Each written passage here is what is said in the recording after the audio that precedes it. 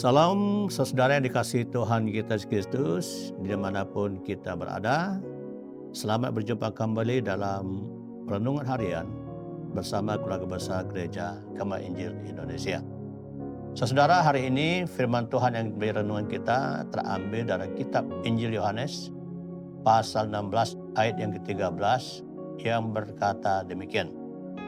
Tetapi apabila Ia datang, yaitu Roh kebenaran, Ia akan memimpin kamu ke dalam seluruh kebenaran. Sebab Ia tidak akan berkata-kata dari dirinya sendiri, tetapi segala sesuatu yang didengarnya, itulah yang akan dikatakannya, dan Ia akan memberitakan kepadamu hal-hal yang akan datang. Saudara yang terkasih, setiap orang Kristen harus bertumbuh secara rohani. Pertumbuhan rohani terjadi yaitu dengan kita mengerti, memahami, dan tentu menghidupi firman Tuhan. Dasar pertumbuhan rohani kita adalah firman Tuhan. Seorang Kristen dapat dinilai kedewasaan rohani berdasarkan seberapa ia memahami firman Tuhan dan melakukannya. Roma 10 ayat 17 berkata, jadi iman timbul dari pendengaran dan pendengaran akan firman Kristus. Jadi seseorang tidak akan mungkin memiliki iman jika tidak didasari pemahaman akan firman Tuhan. Mengapa hanya firman Tuhan dapat mendatangkan iman?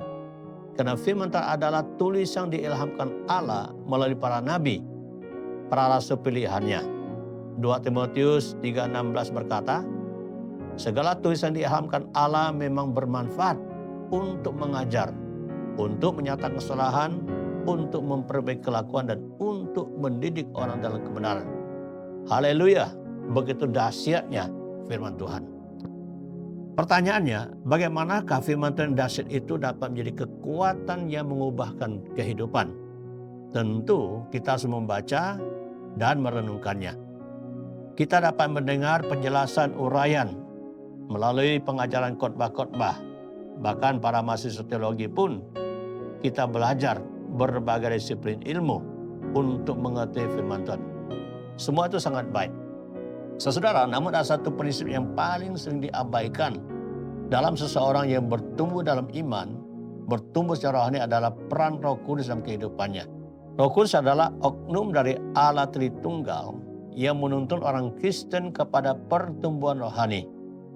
Yesus berkata bahwa Roh Kudus yang akan datang menggantikannya akan membimbing kita pada seluruh kebenaran. Jika kita ingin bertumbuh dalam kebenaran, maka harus menjadikan Roh Kudus sebagai pembimbing kita. Kita harus tekun membaca dan merenungkan Alkitab yang adalah firman Allah. Maka Roh Kudus baru dapat menuntun kita pada kebenaran. Kita tidak boleh bersikap pasif terhadap firman Tuhan.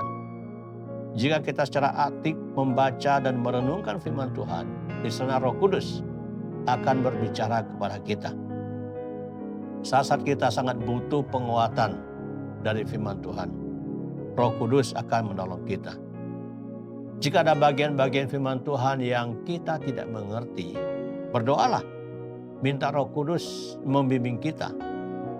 Walaupun dia bukan jawab dengan suara langsung ke telinga kita, tetapi dia akan menunjukkan di mana kita akan mendapat pengertian.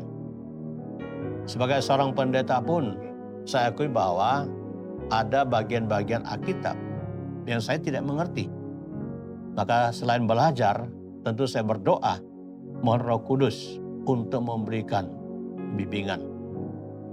Saudara, di saat kita keadaan stres, kita bingung, bahkan mungkin kehilangan gairah kerohanian, kehilangan arah dan tujuan hidup, mintalah bimbingan Roh Kudus. Dia pasti akan menolong kita.